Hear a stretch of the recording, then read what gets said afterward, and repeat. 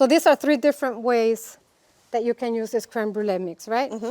We can pour it into the, these are green tea tart shells. They're so pretty. And Aren't you make they those beautiful? as well? These I don't make, I actually buy. And one of the things that I want to encourage all levels of chefs and enthusiasts at home, you don't have to make everything from scratch. Right. I'm just so way over those days. Yeah. So I want to focus, I really love the taste of the creme brulee. Look at how perfect these shells are. And they are handmade in the Philippines. I've actually seen, you can get these at Swiss Chalet Fine Foods. And they make different flavors. They make lemon, they make strawberry, and it's a really, see how they're lined? Yeah. They have this lining with cocoa butter. Oh, okay. That's so that the shell doesn't get so all they don't soggy. get soggy. And I love how you're filling them like all the way up to the top. Yeah. You're not leaving any room. When they cool down, they're going to sink a little bit. Oh, so that's okay. why you want to do that. Right. And you have to pour the mix into their final container while it's still hot, because when it gets cold, it's going to set. Okay. And you want it to set in your final container. You don't want it to set. So in this case, we're going to use a sugar that does not need to be burnt with a torch. If you burn this with a torch, you're going to burn the shell, right? Right. But if you want to use a torch, then these aluminum cups are perfect for that, right? Right, because they won't burn. Exactly. Nice. So you have different, you have different sizes, you have different presentations. If you want to do a verrine, right? And you want to do, let's say that you want to have a party and you want to mix this with chocolate mousse, for example. Then you just fill them a little bit. So then you can let them layer. set, and then you can do your mousse or your crème. Very cool. I love the color can of crunch. these. Isn't that beautiful? Yeah, it really is. It's such a nice green. You see how those dots are still floating up top? Those are the air bubbles. You see the consistency, right? Well, the dots are suspended throughout the mix as opposed to going all the way matcha. down. Yeah. Right. And there is some of the vanilla in there too.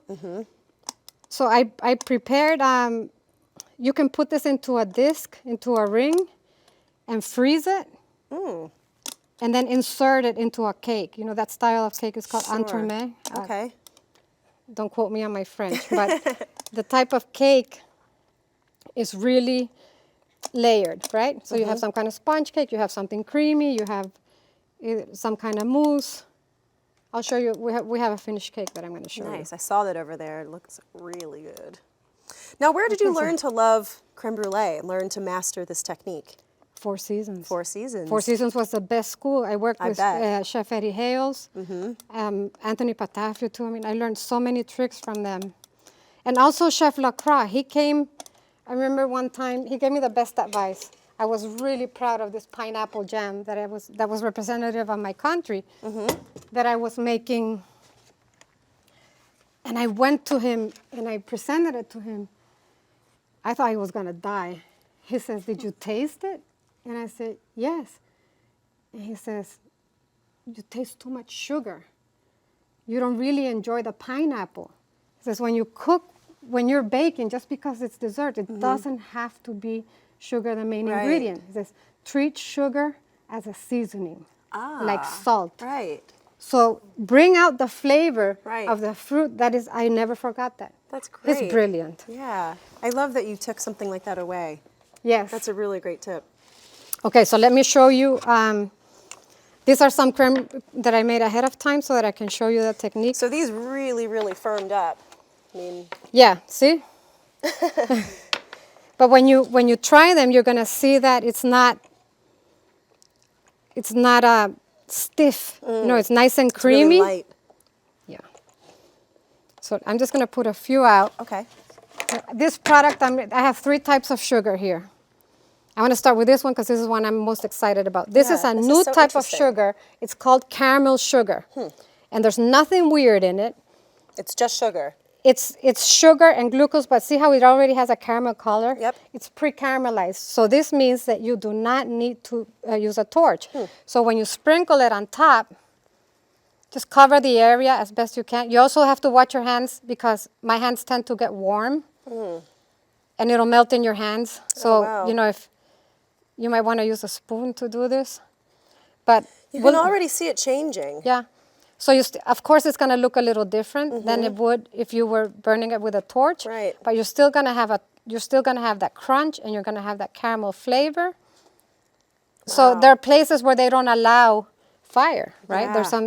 A So if you're lot. having a party, Weddings. yeah, because it's a liability. Exactly. So here's your solution to this. This one, That's really cool. This one you can get it. The only place that I know that has it is Swiss Chalet. Okay. Fine Foods. You have to say Fine Foods because otherwise you go to some weird website. I forget. But another option, if you really love the burning, then some people prefer the raw sugar. Now, when you do crème brûlée, right, you want to make sure that you have a layer that's even. You do want to burn the sugar. You don't want to burn the cream. Right. But you don't want to make it so thick that it looks like a shard of glass. I don't like that. And don't take too much to heart the word burn. You want to caramelize it. You don't want it black. I see that a lot too. So we'll do 2 with this kind of sugar. And then if you really love your granulated sugar. Do you find the raw sugar works a little better? I think it's a matter of taste. Okay. It's So really what you like. I like it because it's thicker, it's crunchier. But it's also more expensive. Sure. So if you're at a tight budget, you might want to stick to white course. sugar. But you know, a lot of people are, see how I'm doing it even? Yeah. So then that way when you go to blowtorch it, it all spreads out and caramelizes evenly. And always do it with your hands. You know, don't take this and go, That's so annoying. Would be too because much. Well, and then you'll pour the whole, you'll end up pouring. Yeah, so if the audience would like to order, or anybody would like to order crème brûlée for a party, that is something that you cannot keep in the refrigerator the day before, right? Once you brûlée, it has to be made the same day, or what do you suggest? Well, that's where this sugar comes in handy, because I can give them this on the side, the crème brûlée made, and then when it's time to serve, all they have to do is sprinkle it on top. So that solves that problem. So it stays nice and crunchy. Right. Okay, so let's burn these. Yeah. There are some really pretty little torches. Mine, I like the hardware one. It works better. The hardware store. Yeah. So watch your heat, right? See, that doesn't take long, especially Right, so something really so quick. But see how it's caramelizing, but it's not burning, right? Right.